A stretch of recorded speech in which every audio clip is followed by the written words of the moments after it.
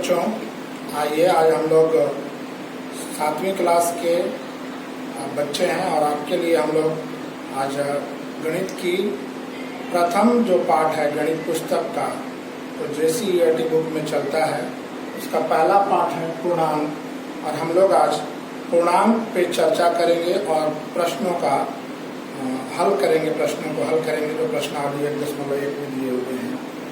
आइए हम लोग देखते हैं पूर्णांक किसे कहते हैं।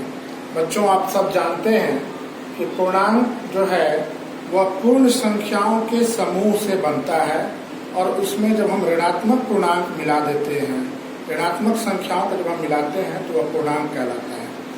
जैसे हम लोग गिनती के 1, 2, 3, 4 ये जो संख्याएं हैं इनको हम लोग गिनती की संख्याएं कहते हैं और इनको हम लोग कहते हैं नेचुरल नंबर यानी प्राकृत संख्या।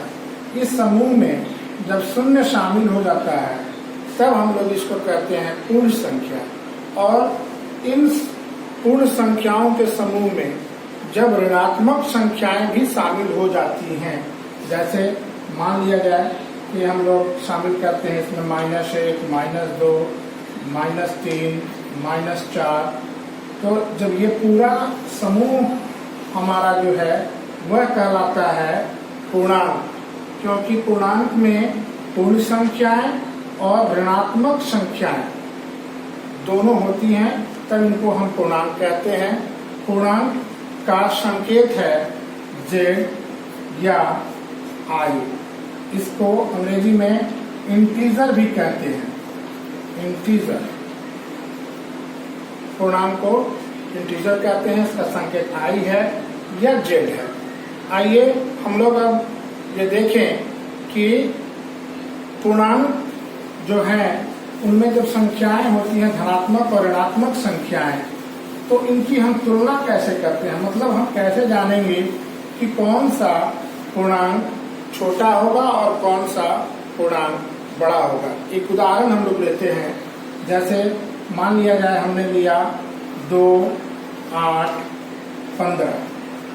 स्वाभाविक सी बात है कि तीनों धनात्मक पूर्णांक हैं, इसलिए आप आसानी से बता सकते हैं कि 2 सबसे छोटा है, उससे बड़ा 8 है और उससे बड़ा 15 है। अगर इसी समूह में हम, ये तो 3 धनात्मक संख्याएं हैं, हम अगर 2 या 2 से अधिक ऋणात्मक संख्याओं की बात करें, ऋणात्मक पूर्णांकों की बात करें, तब क्या होगा। आइए हम देखते हैं, एक है -3, दूसरा है -5 और तीसरा है -20। अब ये 3 जो ऋणात्मक पूर्णांक हैं, इनमें से छोटा कौन है और बड़ा कौन है, ये हम लोग यहाँ देखेंगे। बच्चों, आपको याद रखना है कि जब हम धनात्मक पूर्णांक देखते हैं तो उसमें जो सबसे छोटा अंक होता है वह 0 से, अगर हम संख्या पर चले तो दाहिनी तरफ सबसे पहले मिलता है, यानी 2 सबसे छोटा है, उससे बड़ा 8 है और उससे बड़ा 15 है। यानी आप देख सकते हैं कि ये बढ़ते हुए क्रम में है, आरोही क्रम में है। लेकिन बच्चों, आपको ध्यान रखना है कि जब हम लोग ऋणात्मक पूर्णांक की बात करेंगे तो ऋणात्मक पूर्णांक में ठीक इसका उल्टा हो जाता है, यानी जो पूर्णांक धनात्मक अवस्था में जब होता है तो वह बड़ा होता है, वही पूर्णांक ऋणात्मक अवस्था में छोटा हो जाता है।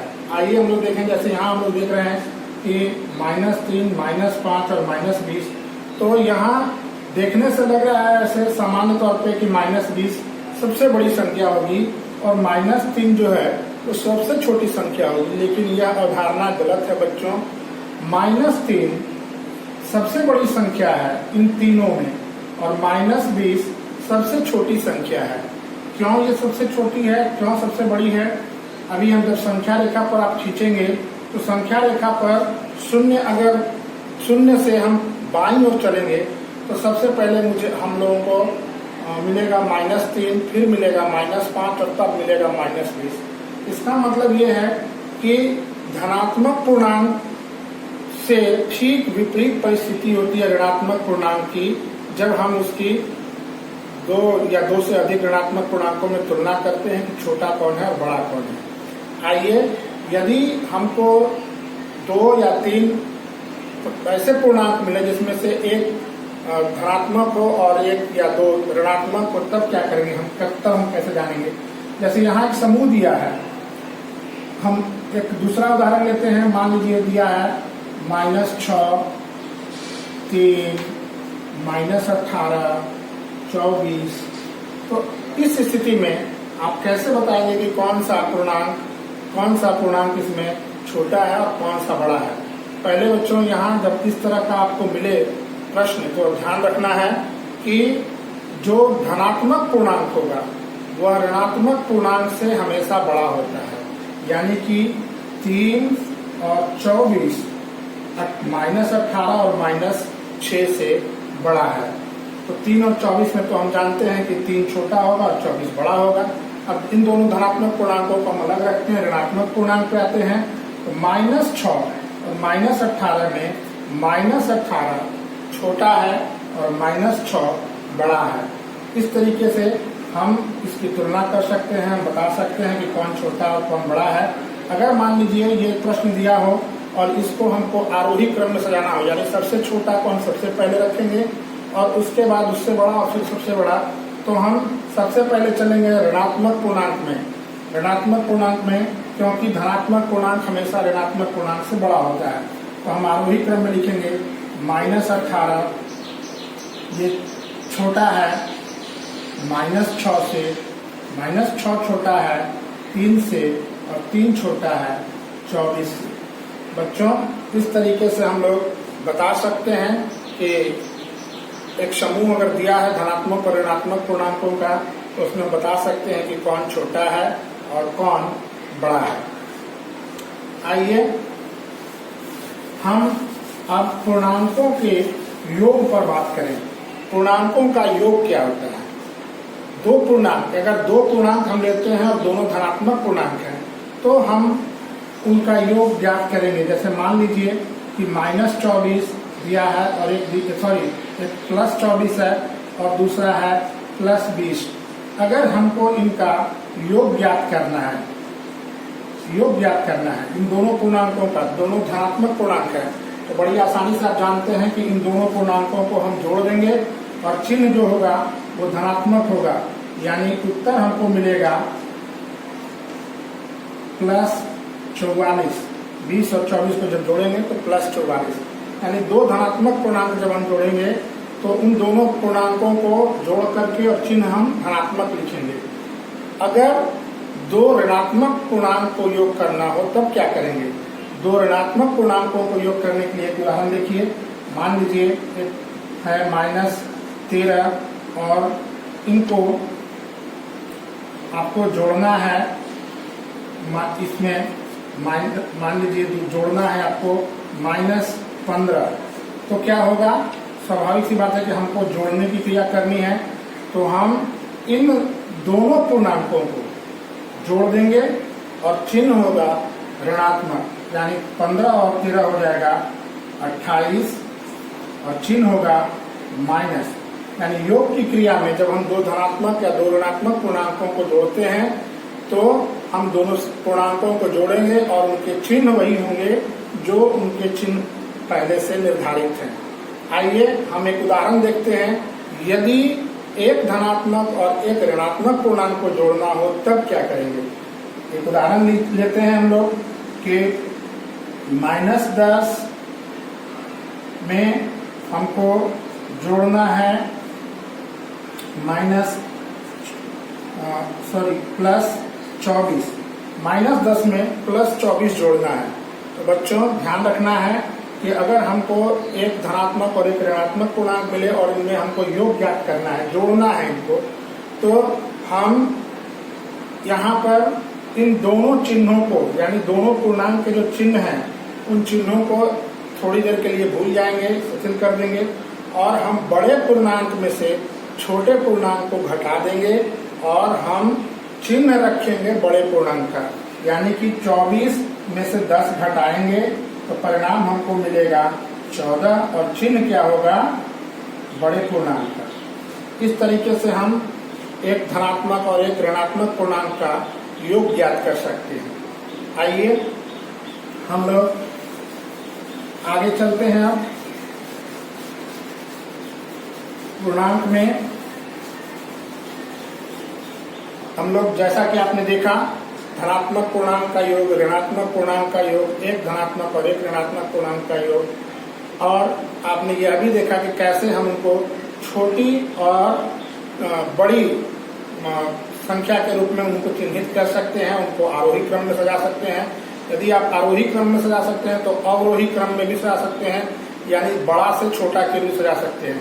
आइए हम लोग अब पूर्णांक जो पाठ है उसका पहला एक्सरसाइज देखते हैं। हम लोग एक्सरसाइज 1.1 का पहला सवाल जो दिया है, जो JCERT झारखंड में जो किताबें चलती हैं उसके पुस्तक में जो प्रश्न है वो मैं लिख रहा हूँ यहाँ और उसका हल बताऊंगा। पहला प्रश्न है कि पूर्णांकों को आरोही क्रम में सजाइए। आरोही क्रम में सजाइए। ध्यान रखना है बच्चों, पहला सवाल है कि पूर्णांकों को आरोही क्रम में सजाना है, व्यवस्थित करना है। पहला सवाल है पहला का कि -20, 15, 3, 0, -4 और 5 ये सवाल है। इसको आरोही क्रम में सजाना है। आरोही क्रम में सजाने के लिए जैसा कि मैंने अभी आपको बताया कि पहले हम सबसे छोटी पूर्णांक को रखेंगे, फिर उससे बड़ी, फिर उससे बड़ी। तो सबसे छोटी पूर्णांक धनात्मक और ऋणात्मक में आपको याद रखना कि पहले ऋणात्मक पूर्णांक छोटा होगा, फिर धनात्मक पूर्णांक उससे बड़ा होता है।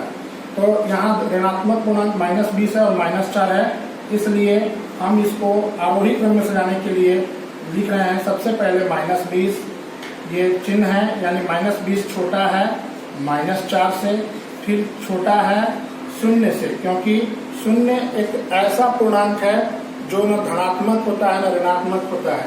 और 0 के बाद हम लिखेंगे 3 के बाद लिखेंगे हम 5 और 5 के बाद लिखेंगे 15, यानी ये आरोही क्रम में सज गया। सबसे पहले -20, उसके बाद -4, -20 से बड़ा -4, -4 से बड़ा 0, 0 से बड़ा 3, 3 से बड़ा 5 और 5 से बड़ा 15। आइए हम लोग दूसरा प्रश्न लेते हैं। दूसरा प्रश्न है कि -37, 34, -102, 0, -52, -4 और -5 और 7 ये प्रश्न है। अब इनको हल करेंगे हम। अब ध्यान रखेंगे यहाँ, फिर वही काम करेंगे। सबसे पहले ऋणात्मक पूर्णांक को हम रखेंगे, चूंकि आरोही क्रम में हमको सजाना है। तो देख सकते हैं कि ऋणात्मक पूर्णांक यहाँ है, ये और ये है, यानी 1, 2, 3, 4 और 5 है। लेकिन इसमें जो सबसे छोटा है वो है -102। हम लिखेंगे सबसे पहले -102। इससे फिर देखते हैं यहाँ दो अंकों की संख्या -52 और -37 है, इसलिए -52 उसके बाद होगा -52, फिर उसके बाद हम लिखेंगे -37, फिर उसके बाद -37 से बड़ा। अब चूंकि ऋणात्मक पूर्णांक हमारा अभी देखिए -4 और -5 है, इसलिए हम -5 को पहले लिखेंगे क्योंकि -5 छोटा होगा। फिर हम -5 से छोटा, -5 से बड़ा होगा -4। देखिए हम ये बढ़ते हुए क्रम में लिख रहे हैं, मतलब कि सबसे छोटा, उससे बड़ा, फिर उससे बड़ा, फिर उससे बड़ा और फिर उससे बड़ा। -4 के बाद हमारे पास कोई ऋणात्मक पूर्णांक नहीं है, इसलिए हम लिखेंगे यहाँ 0। फिर 0 जो है उससे जो है वो हम धनात्मक पूर्णांक की ओर बढ़ेंगे। धनात्मक पूर्णांक में यहाँ एक हमको 34 दिख रहा है और एक यहाँ 7 दिख रहा है। तो हम सबसे पहले 7 लिखेंगे और 7 से बड़ा 34। बच्चों इस तरीके से ये प्रश्न हल हो गया। आप देख सकते हैं कि 1, 2, 3, 4, 5, 6, 7, 8 पूर्णांक थे, यहाँ भी होगा 1 2 3 4 5 6 7 8, ये आरोही क्रम में सज गए। आइए हम लोग अब देखते हैं अगला प्रश्न, दूसरा प्रश्न। दूसरा प्रश्न जो है बच्चों, दूसरा प्रश्न है कि पूर्णांकों को अवरोही क्रम में सजाना है। दूसरा प्रश्न है पूर्णांकों को अवरोही क्रम में सजाना है। अवरोही क्रम का मतलब होता है कि सबसे बड़ा सबसे पहले लिखेंगे। तो हम लोग अभी आरोही क्रम में लिख रहे थे, उसको ठीक विपरीत जो होगा वो अवरोही क्रम होगा। तो सबसे यहाँ बड़ा को सबसे पहले रखेंगे। प्रश्न देखते हैं। दूसरा का पहला प्रश्न है कि 20 -2 0 -5 15 और 11, ये प्रश्न है। आपको अवरोही क्रम में इसको सजाना है। तो अवरोही क्रम में सजाने के लिए सबसे बड़ा हम रखेंगे, सबसे बड़ा हम रखेंगे यानी धनात्मक पूर्णांक को पहले रखेंगे, उसके बाद शून्य रखेंगे और उसके बाद ऋणात्मक पूर्णांक रखेंगे। ये होगा हमारा अवरोही क्रम। तो अवरोही क्रम में आप देख सकते हैं धनात्मक पूर्णांक यहाँ 20 है और 15 है और यहाँ 11 है। तो सबसे बड़ा 20 होता है, इसलिए हम 20 को रखेंगे। 20 सबसे बड़ा है, यानी 20 जो है वो, उसके बाद 15 रखेंगे। ये चिन्ह कहता है कि 20 बड़ा है 15 से, 15 बड़ा है 11 से, 11 बड़ा है 0 से, 0 बड़ा है -2 से और -2 बड़ा है -5 से। ये अवरोही क्रम हो गया, यानी हम घटते हुए क्रम में हैं, सबसे बड़े से सबसे छोटे की ओर आ रहे हैं। आइए दूसरा प्रश्न हम देखते हैं। दूसरा प्रश्न है कि -31 121 121 -99 54 0 और -3। आइए हम लोग देखते हैं इस प्रश्न को कैसे हल करेंगे। यहाँ हम धनात्मक पूर्णांक को सबसे पहले लिखेंगे। धनात्मक पूर्णांक है 121 है, 54 है और 54 और 121 है। तो सबसे बड़ा होगा 121, सबसे बड़ा है जो कि 54 से बड़ा है, इसलिए लिखेंगे 121 बड़ा है 54 से। फिर 54 जो है उसके बाद हम देख रहे हैं कि हमको ऋणात्मक पूर्णांक है 3 और एक शून्य है। शून्य जो है ना धनात्मक है ना ऋणात्मक है, इसलिए धनात्मक और ऋणात्मक के बीच में हम शून्य को रखते हैं। शून्य के बाद हम देख रहे हैं ये -3 है, इसलिए हम लिखेंगे सबसे पहले -3। -3 जो है वो बड़ा है -31 से और -31 बड़ा है -99 से। इस तरीके से ये प्रश्न हल हो गया। आइए हम लोग तीसरे प्रश्न की ओर चलें।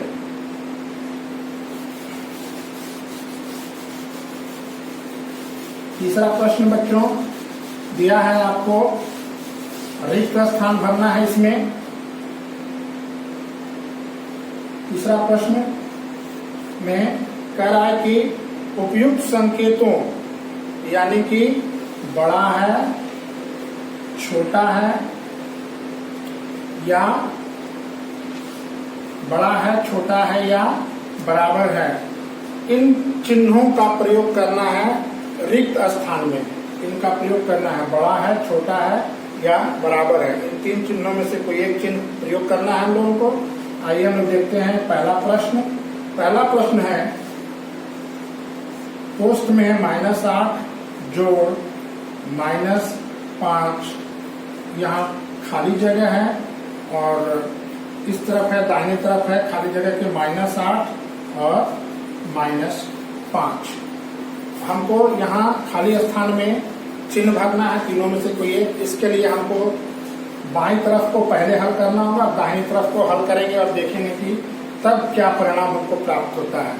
हम जानते हैं कि आप पहले पढ़ चुके हैं 6ठी क्लास में कि 2 चिन्ह अगर एक साथ हो, अगल बगल हो, तो उन दोनों में हम गुना करते हैं। यहाँ तो हम लिखेंगे -8 और जोड़ और घटाव का चिन्ह गुना हो करके घटाव का चिन्ह हो जाएगा, यानी -5। और इस तरफ जो स्थिति है वो देखिए -8 और -5। अब देखिए बच्चों, इधर भी -8 और -5 है, उधर भी -8 और -5 है, यानी ये दोनों बराबर हैं, यानी यहाँ हम बराबर का चिन्ह लिखेंगे। हल करेंगे तो ये -13 होगा और यहाँ भी -13 होगा और दोनों बराबर है, इसलिए हम बराबर का चिन्ह देंगे। आइए हम लोग देखते हैं दूसरा प्रश्न। दूसरा प्रश्न है -3 + 7 जोड़ 7, पोस्ट में है -12 और बीच में खाली जगह है, दाहिनी तरफ है 17 - 8 जोड़ पोस्ट में है -19। अब फिर से हम इन दोनों को हल करेंगे, बाएं तरफ वाले को पहले इधर हल करेंगे, दाहिने तरफ वाले को इधर हल करेंगे। यहाँ दिया है -3 जोड़ 7, अब पोस्ट हटा देते हैं तो ये चिन्ह हो जाएगा ऐसे -12 और यहाँ हम लोग लिखेंगे दाहिनी तरफ वाला को 17 - 8 और यहाँ जोड़ और घटाव का चिन्ह है इसलिए गुना होकर के घटाव का चिन्ह हो जाएगा, ये हो जाएगा -19। अब हम क्या करेंगे, दोनों ऋणात्मक पूर्णांक को एक साथ जोड़ेंगे और धनात्मक पूर्णांक के साथ उसको घटाएंगे, या फिर हम देखेंगे कि क्या कर सकते हैं। तो यहाँ -3 और -12 है, इसलिए जुड़ करके हो जाएगा -15 जोड़ 7 और जब हम इसको हल करेंगे तो -15 और 7 एक धनात्मक है, ऋणात्मक है, इसलिए बड़े पूर्णांक में से छोटे पूर्णांक को हम घटाते हैं और परिणाम हमें हम चिन्ह वही लिखते हैं जो बड़े पूर्णांक का चिन्ह है, यानी यहाँ होगा -8। अब इधर आइए 17 है, ये 17 और ये दो ऋणात्मक पूर्णांक है, 17 तो धनात्मक है, 8 और 19 ऋणात्मक है, इसलिए दोनों जुड़ करके ऋणात्मक चिन्ह के साथ 27 हो जाएंगे। और जब हम देख रहे हैं यहाँ एक धनात्मक और एक ऋणात्मक पूर्णांक है, तो हम बड़े पूर्णांक में से छोटे पूर्णांक को घटाते हैं, चिन्ह माइनस रखेंगे, तो 27 में से 17 घटेगा, ये हो जाएगा -10।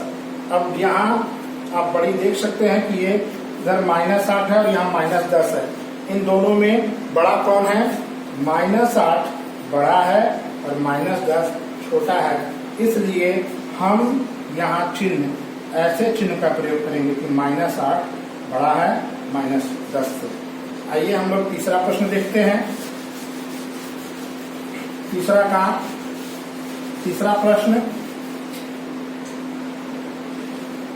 प्रश्न है बच्चों 39 जोड़ -24 माइनस फिर पोस्ट में है -15 और यहाँ दिया है खाली जगह है, रिक्त स्थान है और इसके दाहिनी तरफ जो है वो मैं यहाँ से लिख रहा हूँ क्योंकि थोड़ा जगह कम है, तो यहाँ हम लिखेंगे 36 जो -52 माइनस फिर पोस्ट में -36। ये हमारा सवाल है। आइए हम लोग इसको हल करते हैं। पहले ये जो बाईं तरफ है उसको हम हल करते हैं, फिर दाहिनी तरफ वाले को हल करेंगे। तो आप देख सकते हैं कि यहाँ 39 है और प्लस और माइनस दोनों एक जगह है, जोड़ और घटाव का चिन्ह, इसलिए ये गुना होकर के घटाव हो जाएगा और 24 हो जाएगा। यहाँ दोनों घटाव का चिन्ह है। आप जानते हैं कि दो ऋणात्मक चिन्ह पास पास हो तो उनमें गुना होता है और गुना होने के बाद वो प्लस हो जाता है, धनात्मक चिन्ह हो जाता है, यानी ये दोनों चिन्ह गुना होकर के जो जोड़ का चिन्ह हो जाएंगे और ये हमको परिणाम प्राप्त होगा। तो हम इसको लिखेंगे 15 धनात्मक है, 39 भी धनात्मक है, 15 में हम 39 जोड़ेंगे तो ये हो जाएगा 54 और उसके बाद इसमें हम 24 लिखेंगे माइनस, क्योंकि 24 ऋणात्मक है, 54 में से 24 को घटाएंगे तो ये उत्तर हमको प्राप्त होगा 30, यानी ये पूरे इस हिस्से का परिणाम हमको 30 मिला। आइए अब हम लोग इस हिस्से को देखते हैं। ये हिस्सा है 36 जोड़, अब देखिए यहाँ जोड़ और घटाव का चिन्ह है, इसलिए हम यहाँ इन दोनों को गुना कर देंगे। जोड़ और घटाव का चिन्ह जब गुना होगा, धनात्मक और ऋणात्मक चिन्ह तो वो घटाव हो जाएगा और ये हो जाएगा 52। यहाँ दोनों चिन्ह देखिए पास पास है, घटाव का जहाँ दो घटाव के चिन्ह होते हैं वो गुना होकर के प्लस हो जाएंगे और ये हो जाएगा 36। अब देखिए 36 यहाँ धनात्मक है, यहाँ भी 36 धनात्मक है, तो 36 और 36 हो गए 72, और यहाँ इसमें से हमको घटाना है 52। तो 72 में से 52 जब हम घटाएंगे तो परिणाम हमको मिलेगा 20। यानी ये बड़ा है और ये छोटा है, 30 बड़ा है और 20 छोटा है। यानी कि हम यहाँ इस खाली बॉक्स में ऐसा चिन्ह लगाएंगे बड़ा है का, यानी ये बड़ा है और ये छोटा है। आइए हम लोग देखते हैं चौथा प्रश्न, तीसरा का चौथा यानी अगला प्रश्न जो हमारा है वो चौथा प्रश्न है बच्चों, -201 जोड़ 79 जोड़ 63 और फिर यहाँ बॉक्स है, और बॉक्स के बाद जो प्रश्न दिया है संख्या वह है कोष्ठ में -299 जोड़ 189 जोड़ 189 जोड़ 51। ये प्रश्न दिया है। अब हम लोग पहले बाईं तरफ वाले को हल करेंगे। तो यहाँ देख सकते हैं कि 79 और 63 दोनों धनात्मक चिन्ह है, इसलिए इन दोनों को हम एक साथ जोड़ देंगे और यहाँ हम लिखेंगे -201 जोड़ 9 और 3 12 की 2 हासिल 1 7 8 और 6 14। अब देखिए यहाँ एक धनात्मक और एक ऋणात्मक परिणाम मिल गया, इसलिए हम यहाँ बड़े पूर्णांक में से छोटे पूर्णांक को घटाएंगे और चिन्ह रखेंगे बड़े पूर्णांक का। यानी 201 में से जब आप 42 घटाएंगे तो ये परिणाम आपको मिलेगा 53। अब घटा के 59 और चिन्ह होगा ऋणात्मक। 11 में से 2 घटाएंगे तो 9 आएगा और फिर हासिल लेंगे, फिर यहाँ ये 9 है, 9 में से 4 घटेगा 5 और ये इस तरीके से। तो जो ये हमारा हिस्सा था इसका परिणाम हमको मिला -59। अब जरा इस हिस्से को हल करते हैं, -299 जोड़ 189 जोड़ 51। तो अब देखिए यहाँ -299 लिखा है और जोड़ का चिन्ह होगा प्लस होगा क्योंकि ये दोनों धनात्मक चिन्ह है। तो 9 और 1 10, 9 और 1 10 हासिल हो गया 1 और 8 9 और 5 14 हासिल 1 और 1 2। यानी हमको प्राप्त हुआ 189 में 51 जोड़ने पर 240। अब यहाँ धनात्मक है और एक ऋणात्मक है। हम बड़े पूर्णांक में से छोटे पूर्णांक को घटाएंगे जैसा कि नियम पहले मैंने बताया है, और यहाँ आपको चिन्ह जो है वो बड़े पूर्णांक का लिखना होगा। तो 9 में से 0 घटाएंगे परिणाम आएगा 9, फिर 9 में से 4 घटाएंगे परिणाम आएगा 5, 2 में से 2 घटाएंगे परिणाम 0 मिलेगा और ऋणात्मक चिन्ह चूंकि बड़ा पूर्णांक 299 था इधर बिना चिन्ह के हिसाब से, तो हम यहाँ ये लिखेंगे। अब देखिए ये दोनों परिणाम एक जैसे हैं -59, इसलिए हम यहाँ बराबर का चिन्ह दे देंगे इस बक्से में खाली जगह में। आइए एक प्रश्न और है, हम लोग उसको देख लें। 5वां प्रश्न, तीसरा का पांचवा है कि 14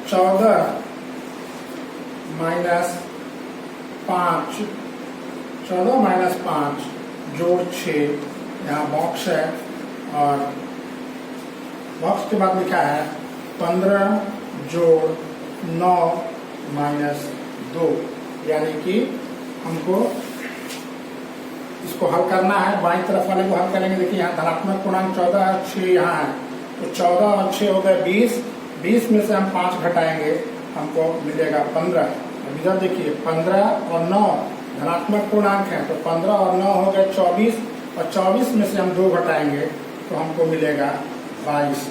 यानी कि आप देख सकते हैं ये जो पूर्णांक, ये जो संख्या दिया हुआ था, ये जो अंकों का दिया हुआ था प्रश्न, ये बड़ा है और ये छोटा है, इसलिए हम यहाँ इस तरह के चिन्ह का इस्तेमाल करेंगे, यानी कि -14 -5 जोड़ 6, ये जो है छोटा है 15 जोड़ 9 -2 से। इस तरीके से तीसरा प्रश्न हल हो गया बच्चों। आइए हम लोग अब चौथा प्रश्न पे चलते हैं। चौथा प्रश्न है कि आपको पूर्णांकों का एक पैटर्न दिया हुआ है और इन पैटर्न को आपको समझ करके पूरा करना है। एक पैटर्न दिया हुआ है, आप देख सकते हैं कि पैटर्न है, पैटर्न पूरा करना है आपको, पैटर्न पूरा करें। देखिए चौथा का पहला जो है वो दिया है 7 पूर्णांक, ये है 3 -1 -5।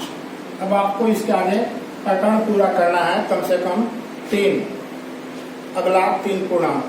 अब गौर कीजिए, धनात्मक पूर्णांक से हम शुरू हो रहा है ये प्रश्न और ऋणात्मक पूर्णांक पे आ रहा है, यानी कि घट रहा है, धनात्मक से ऋणात्मक की ओर जा रहा है, घट रहा है। तो कितना घट रहा है आप बड़ी आसानी से ले सकते हैं कि 7 में अगर हम 4 घटाएंगे तो 3 मिलेगा, 3 में 4 घटाएंगे तो -1 मिलेगा, फिर -1 में हम 4 घटाएंगे तो -5 मिलेगा। इस तरीके से हम अगला पद लिख सकते हैं बड़ी आसानी से। अगला पद होगा -9, फिर हो जाएगा -13, फिर हो जाएगा -17।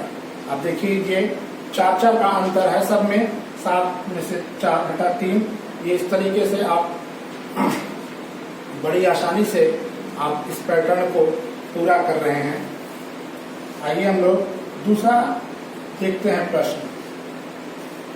दूसरा प्रश्न है कि -2 -4 -6 -8 और उसके बाद आपको 3 पद अगला पूरा करना है पैटर्न को। अब देखिए यहाँ ऋणात्मक पूर्णांक से शुरू हो रहा है और ऋणात्मक पूर्णांक पे ही खत्म हो रहा है, यानी हम देख सकते हैं कि ऋणात्मक पूर्णांक ही है। तो हम अब देखें इसको कि ऋणात्मक पूर्णांक में भी यहाँ -2 है और यहाँ -8 है, यानी -2 बड़ा है और -8 छोटा है, यानी कि हम ऋणात्मक पूर्णांक में चल रहे हैं बड़े से छोटे की ओर। तो हम आप देख सकते हैं कि -2 में 2 पद हम घट रहे हैं, घटाया जा रहा है। यहाँ -2 में जब हम 2 घटाएंगे, 2 धनात्मक, तो हम देखिए यहाँ -4 आएगा, यानी 4 से फिर यहाँ 2 पद का 2 पूर्णांक का अंतर है -6, यहाँ -8, इसलिए हम अगला पद लिखेंगे -10 -12 -14। इस तरीके से हमारा पैटर्न इसका है 15 10 5 0 और पैटर्न फिर आगे आपको बढ़ाना है। तो आप देखिए ये बड़ी आसानी से आप समझ रहे हैं कि ये 5-5 अंकों का अंतर हो रहा है, यानी 5-5 पूर्णांक कम हो रहे हैं। 15 के बाद 10, 10 के बाद 5, 5 के बाद 0 हो रहा है, तो 0 के बाद -5 होगा, फिर -10 होगा, फिर -15 होगा। इस तरीके से पैटर्न पूरा होगा। आइए हम लोग देखते हैं चौथा प्रश्न। चौथा प्रश्न है कि -11 -8 -5 -2 और उसके बाद आगे आपको पूछना है। तो यहाँ देखिए -11 -8 यानी 3 का अंतर हो रहा है, और लेकिन ये बढ़ रहा है, बड़ा अंक पूर्णांक मिल रहा है। -8 -11 से जब हम 3 इसमें जोड़ेंगे तो -8 मिलेगा, फिर -8 में हम 3 जोड़ेंगे तो -5, -5 में 3 जोड़ेंगे तो -2, -2 में 3 जोड़ेंगे तो 1, फिर 1 में 3 जोड़ेंगे 4, 4 में 3 जोड़ेंगे 7। इस तरीके से हमारा पैटर्न पूरा होगा। पांचवा प्रश्न हम लोग देखते हैं, ये बहुत आसान है। -5 -4 -3 -2। अब आपको पैटर्न पूरा करना है। देखिए ये छोटा पूर्णांक है, ऋणात्मक है, छोटा है, और हम बड़े पूर्णांक की ओर बढ़ रहे हैं। तो आगे बढ़ेंगे हम, -2 के बाद हम लिखेंगे -1 0 1। इस तरीके से हमारा प्रश्न ये पूरा हो गया।